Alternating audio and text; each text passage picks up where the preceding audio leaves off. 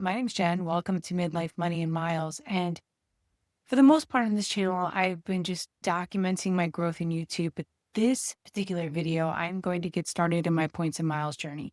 So my points and miles journey started in 2023 when a friend of mine had brought up the fact that I should be transferring credit card points to partners to save money on like travel. Now, I had been a Delta girl for some time, so I was just trying to make purchases on Delta cards to try and get points that would help give me discounted travel. I really did not know what was on the other side of the whole points and miles game. And quite literally, there are resources everywhere that you can go to learn more about the points and miles game. But in essence, it's this. By way of points, credit cards give you welcome offers. Now, some of these offers can be very large and some are middle of the road. Like, for example, Chase will give you, depending on the card, a welcome offer of 750,000 points. Now, that doesn't equate to as much as it sounds, but it's about $750 if you went point for point in credits towards travel. Other cards, for example, like American Express Business Platinum, you can get a welcome offer up to, at the time when I got mine, 250,000 points. That's worth about $2,500 if you went for a 0.% exchange. That's not the best way to go about it. The best way to go about using your credit card points is actually transferring them to partners. In the past, I have just used the travel portals specifically on the Delta website. So I really didn't know about transferring to partners. But did you know that just about every major credit card issuer has some type of travel card?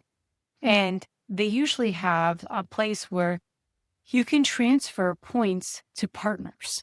Now, the reason why this is important is you can get so much more for your money when you transfer your points to partners. So I'm going to tell you about my most recent trip.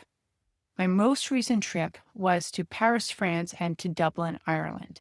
And I was able to secure my family 4 business class tickets to Paris and then to Ireland and then back the same route. Each one of those business class tickets cost me 50,000 points each way.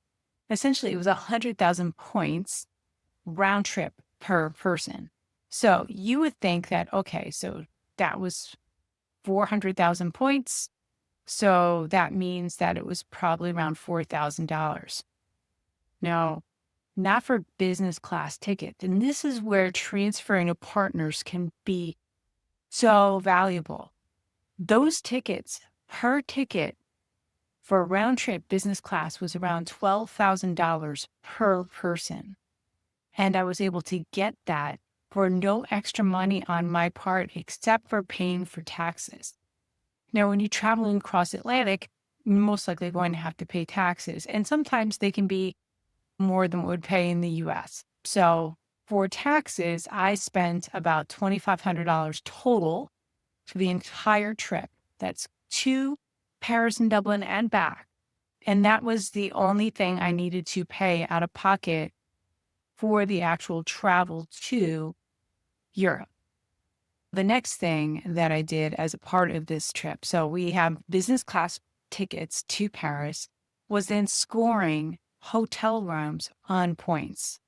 Paris has this beautiful Hyatt, and Hyatt, by the way, is a great name when it comes to hotel point redemptions.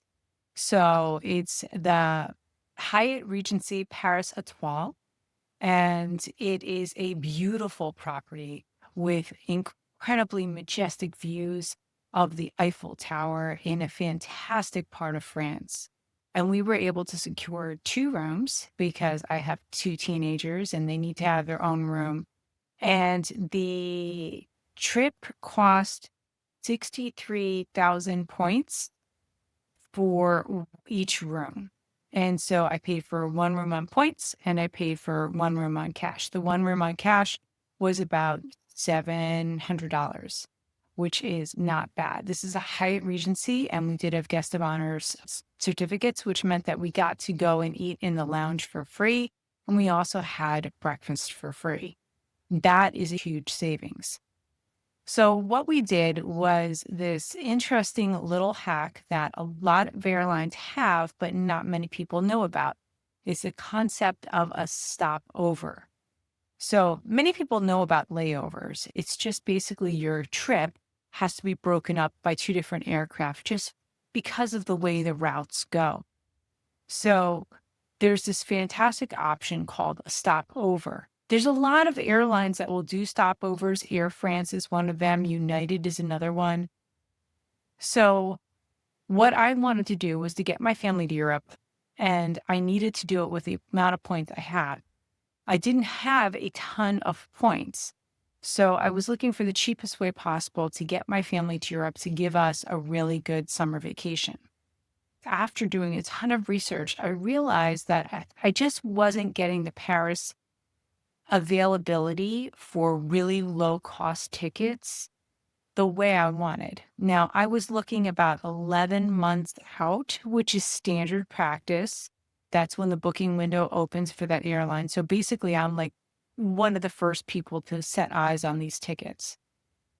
So here's a quick side note that I'm just interjecting here is that for these particular tickets, I planned my trip in the middle of July of 2026. I purchased these tickets on points in later August, I'd say mid to late August. So it is essentially about 11 months prior to the trip is when the booking window opened up for Air France for me to get these tickets.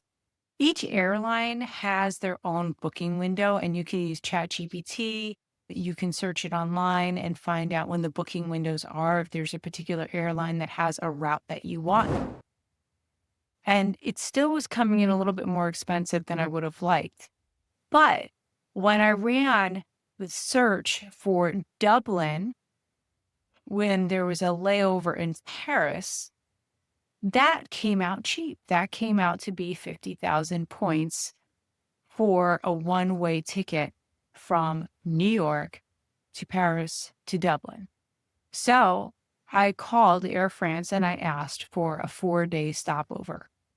You can do a stopover up to 364 days or 360 days if you want to. You just have to be careful and make sure that if you stay a decent amount of time that you have the proper visas in order to do that. I just wanted to stay 4 or 5 days. So we had time in Paris, and then I was very happy to go to Dublin because my family is all Irish and we were really looking forward to going there too. So I called Air France. I talked to the customer service representative. I was doing searches for airlines and for seats and flights, and I saw the availability that I wanted. And so when I was on the phone with the representative, he confirmed that he saw the same availability. And while he was on the phone, I transferred my points from Capital One and from American Express to Air France and was able to have him hold those tickets for me and basically purchase those tickets. And then we did the same thing for the way back. However, on the way back from Dublin to Paris to New York, I didn't do a stopover. We just did a standard layover and just went straight home. So utilizing stopovers is a way where you can get more bang for your buck when you're trying to do any type of redemption flight. Stopovers are a fantastic way for you to get multi-city visits on the same ticket. So we have a total of 400,000 points that were used for airfare, which I used 2 credit card welcome bonuses to get there, the Capital One Venture Backs and the American Express Business Platinum, which, by the way, is my favorite card of all time. I love that card. And then I needed to get squared away with my hotels. Since the trickiest thing for me was planning the airfare, that was the one I prioritized, and I did that first. I knew the airfare was going to be the hardest one. Sometimes you might want to prioritize depending upon the location you're going to or the place you're staying at. So if you're staying at an all-inclusive on points, that's really hard to get. You might want to prioritize and get that first. But for me, I decided to go for airfare first. So once I had the airfare squared away, that's when I was working on hotels. Now, Paris proved to be tricky. That hotel, the Hyatt Regency Paris Etoile, it books out very, very quickly and it books out very early. So there was no availability when I was first looking. And that's okay because I really didn't have a lot of points left over anyway. So what I did to secure points for my hotel stays where I was using Chase transferable points. Chase is the only credit card company that transfers to Hyatt. Hyatt is the hotel chain that has the most valuable redemptions as far as the biggest bang for your buck as far as what you get points wise. So I could get an all inclusive hotel through Hyatt that includes food, drinks, and everything for 20 to 24,000 points, where some Marriott's I get run of the mill room for 50,000 points and Hilton for 150,000 points. Hyatt is just a really great value. So I needed to square away where my hotels were going to be. My next card strategy was to get a Hyatt card. It's a co-branded card by Chase. And at the time, the welcome offer on that card was 5 free nights. And then you could also continue to earn points towards Hyatt stays. So when I earned that welcome bonus, immediately those 5 free nights, they went towards the Dublin part of the trip. So they paid for 4 nights for the teenagers' room and 1 of my nights. And then I only needed points to cover 3 nights there, which I believe that hotel, it was the Dublin Hyatt Centric. I think it was 18,000 points. It wasn't hard for me to, get enough points to cover that. And 1 whole room was taken care of through the 5 free nights for the welcome offer. And then I was able to transfer Chase points over for the rest. So back to the previous hotel, which is the Paris Hyatt Regency, the Hyatt Regency Paris Etoile, lovely property. I was using a website called Max My Point to track the hotel availability. So as people come in and cancel their reservations, you can see that availability on their website and they'll email you. And that's how I was notified a room had become unavailable at the Hyatt Regency Paris Etoile. And as soon as I saw that one of the rooms were available, I jumped on that for points. We had just gotten to Paris. I just wanted to enjoy it. But still, $700 for a 4-day stay in Paris is not bad. I was very happy with that. So just wanted to go behind a little bit on the card strategy that I was using for that particular trip.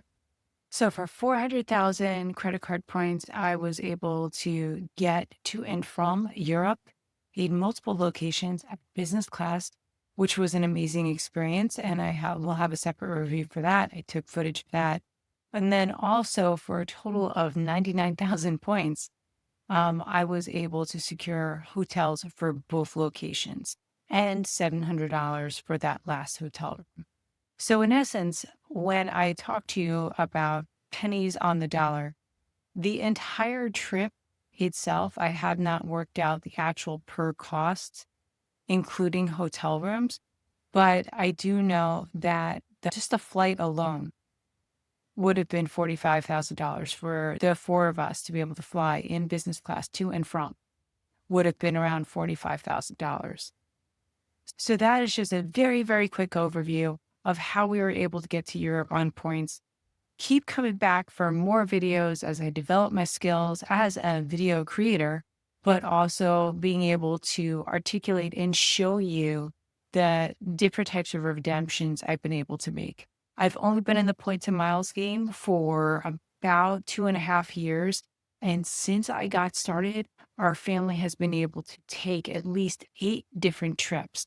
This past one was definitely the largest ticket item that we've had, but I also have a child who is in competitive travel sports. And so sometimes points and miles just helps me to be able to fund that particular kind of lifestyle.